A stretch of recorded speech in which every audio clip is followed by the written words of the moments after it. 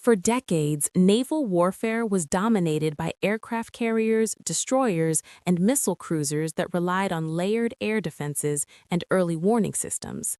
The assumption was simple. If you could detect a missile early enough and intercept it with advanced air defense systems, no single weapon could decisively change the balance of power at sea. This belief shaped Western naval doctrine for years. Russia, however, quietly worked on a weapon designed not to challenge this doctrine, but to completely destroy it. The 3M-22 Zircon hypersonic missile is not just another anti-ship weapon. It represents a fundamental shift in naval warfare, where speed itself becomes the primary weapon. Unlike traditional cruise missiles that fly at subsonic or supersonic speeds, Zircon operates in the hypersonic regime, traveling at speeds so extreme that reaction time for defenders is reduced to seconds. The origins of Zircon trace back to the late Cold War era, when Soviet engineers began exploring scramjet propulsion and hypersonic aerodynamics. While the Soviet Union collapsed before these ideas could be fully realized, the research did not disappear. Instead, it was preserved, refined, and resurrected decades later when Russia identified hypersonic weapons as a solution to NATO's growing missile defense network. Zircon was designed with a clear mission: to penetrate and destroy the most heavily defended naval targets on Earth, including U.S. carrier strike groups. These carrier groups rely on layered defenses consisting of long-range radar, airborne early warning aircraft, Aegis destroyers, interceptor missiles, and close-in weapon systems. Zircon's speed, altitude profile, and maneuverability were specifically engineered to overwhelm and bypass these layers. What makes Zircon particularly dangerous is not just its top speed, reported to reach Mach 8 to Mach 9, but the way it maintains that speed throughout most of its flight. Traditional missiles slow down as they approach the target due to atmospheric drag. Zircon, powered by a scramjet engine, actually uses the surrounding airflow to sustain hypersonic velocity. At these speeds, even minor course corrections become extremely difficult to track and predict. Detection itself becomes a problem. Hypersonic missiles compress reaction timelines so severely that even the most advanced naval radars struggle to process incoming data quickly enough. From the moment Zircon is detected to the moment of impact, defenders may have less than a minute to respond. In many scenarios, this window shrinks to mere seconds, rendering interception attempts ineffective. Zircon is believed to fly at high altitude during its cruise phase, before descending rapidly toward its target in the terminal phase. This flight profile complicates interception, as it forces defenders to switch between different radar modes and interceptor types under extreme time pressure. The missile's plasma sheath, generated by hypersonic flight, further reduces radar visibility and degrades sensor accuracy. The warhead carried by Zircon is another factor that magnifies its lethality. Even with a conventional high-explosive payload, the kinetic energy of a hypersonic impact is devastating. At Mach 9, the missile's speed alone delivers destructive force comparable to a large bomb. Against a surface warship, a single hit could disable critical systems, ignite fuel stores, and compromise structural integrity beyond repair. Russian officials have also suggested that Zircon may be capable of carrying a nuclear warhead, though this remains unconfirmed. If true, this would elevate the missile from a ship killer to a strategic weapon capable of altering regional and global deterrence calculations.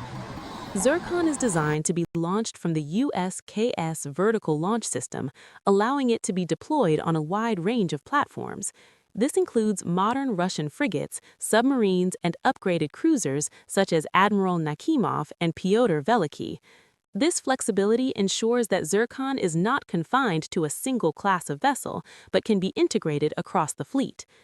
The psychological impact of Zircon cannot be overstated. Naval dominance has long been synonymous with aircraft carriers. Zircon challenges that dominance by threatening these platforms from distances exceeding 1,000 kilometers at speeds that make defense nearly impossible. This forces adversaries to rethink fleet positioning, escort composition, and even the role of carriers themselves. Western analysts have acknowledged that existing missile defense systems were not designed to counter hypersonic threats. While research into counter-hypersonic technology is ongoing, effective solutions remain years away. Until then, Zircon represents a gap in naval defense that cannot be easily closed. For Russia, Zircon is more than just a missile. It is a statement. It signals a shift toward asymmetric solutions that compensate for numerical disadvantages by leveraging technological breakthroughs. Rather than matching Western navies ship for ship, Russia aims to neutralize them through speed, precision, and inevitability. This weapon fits perfectly into Russia's broader military doctrine, which emphasizes denial rather than dominance. By making certain areas of the ocean too dangerous for enemy fleets to operate freely, Zircon reshapes the strategic map without requiring massive fleets or constant presence. And this is only the beginning of the story. The full implications of Zircon extend beyond naval warfare into global power projection, arms races, and the future of missile defense, topics that demand deeper examination. As Zircon moves from concept to operational reality, its real significance becomes clearer when we look at how it changes naval tactics and strategic thinking. For decades, naval battles were planned around detection ranges, engagement zones, and interception probabilities. Everything depended on time. Time to detect, time to track, time to intercept. Zircon brutally compresses this timeline. It does not give navies time to think, react, or adapt. It forces them into a defensive posture where survival becomes uncertain the moment the missile is launched. One of the most important aspects of Zircon is its integration into Russia's broader naval ecosystem. Unlike older weapons that required specialized launch platforms, Zircon can be deployed using the universal USKS vertical launch system. This means the missile can be fired from surface combatants and submarines alike, making its launch origin difficult to predict. A Zircon strike could come from a distant frigate, a hidden submarine, or a heavy cruiser operating hundreds of kilometers away. This uncertainty alone changes enemy behavior. Carrier strike groups depend on predictable threat axes to deploy their defenses effectively. Zircon removes predictability. A single Russian vessel, even a relatively small one, suddenly gains the power to threaten high-value targets at extreme ranges. This forces adversaries to spread their defensive resources thinner, weakening overall protection. The role of submarines becomes especially critical in the Zircon era. A submarine armed with hypersonic missiles is one of the most dangerous platforms imaginable. Silent, concealed, and mobile, it can position itself close enough to reduce warning times to almost zero. In such a scenario, even the most advanced naval defense systems may not have enough time to respond before impact. Zircon's flight characteristics further complicate interception. Hypersonic missiles do not follow smooth, predictable trajectories. They maneuver at extreme speeds, altering their path just enough to confuse tracking algorithms. At hypersonic velocity, even small movements translate into massive positional changes, making fire control solutions unreliable. Defensive missiles that rely on pre-calculated interception points often fail against such unpredictable targets. Another critical factor is heat. Hypersonic flight generates extreme temperatures around the missile's body, forming a plasma cloud. This plasma not only shields the missile from radar to some extent, but also interferes with infrared tracking systems. The fenders are left blind or partially blinded during the most critical moments of engagement. From a strategic standpoint, Zircon reinforces Russia's concept of area denial. Instead of projecting power globally with massive fleets, Russia can effectively control vast maritime regions by making them too dangerous for enemy forces to enter. This is particularly relevant in areas like the Arctic, the North Atlantic, and the Mediterranean, where Russia has strategic interests and established naval presence. The Arctic region deserves special attention. As polar ice recedes, new shipping routes and resource opportunities are opening up. Russia views the Arctic as a core strategic zone, and Zircon-equipped vessels operating in these waters create a powerful deterrent against any attempt to challenge Russian dominance there. Hypersonic missiles launched from Arctic waters would give adversaries minimal reaction time due to the proximity and harsh operating conditions. Zircons also plays a psychological role in modern warfare. Military power is not only about what weapons can do, but what opponents believe they can do. Hypersonic weapons create uncertainty, fear, and doubt. Even if Zircon is never used in combat, its existence forces adversaries to invest enormous resources into countermeasures, diverting funds from other areas. Western navies are now racing to develop counter-hypersonic technologies, but progress is slow and complex.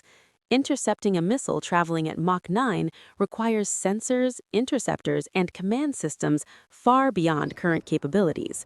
Until such systems are operational, Zircon remains a weapon without a true defense. There is also the broader geopolitical impact to consider. Hypersonic weapons like Zircon accelerate the global arms race. Nations that previously relied on missile defense and naval superiority must now rethink their entire approach to deterrence. This shift destabilizes existing balances of power and introduces new risks, as faster weapons leave less room for diplomacy during crises. Critics argue that hypersonic missiles increase the risk of miscalculation. With such short warning times, leaders may feel pressured to make rapid decisions based on incomplete information. This makes command and control stability more fragile, especially during periods of heightened tension. For Russia, however, Zircon is a calculated response to decades of NATO expansion and missile defense development. It is designed not to provoke conflict, but to prevent it by ensuring that any potential adversary understands the costs of confrontation. In this sense, Zircon functions as both a weapon and a warning. As testing continues and deployment expands, Zircon will likely evolve further. Improved guidance systems, longer ranges, and integration with new sensors could make future versions even more lethal. Combined with other advanced systems, Zircon represents only one piece of a larger strategy aimed at redefining modern warfare. The true legacy of Zircon may not lie in its speed or range, but in how it forces the world to rethink naval power itself. Aircraft carriers, once symbols of unquestioned dominance, now operate under the shadow of weapons that can reach them faster than defenses can respond. The ocean is no longer a safe distance. It is a contested battlefield shaped by technology and speed. In the end, Zircon is not just a missile. It is a signal that the rules of naval warfare have changed. Those who fail to adapt will find themselves vulnerable in ways that were unthinkable only a decade ago. And as hypersonic technology continues to spread, the era of slow reaction and layered defense may be coming to an end, replaced by an age where speed decides everything.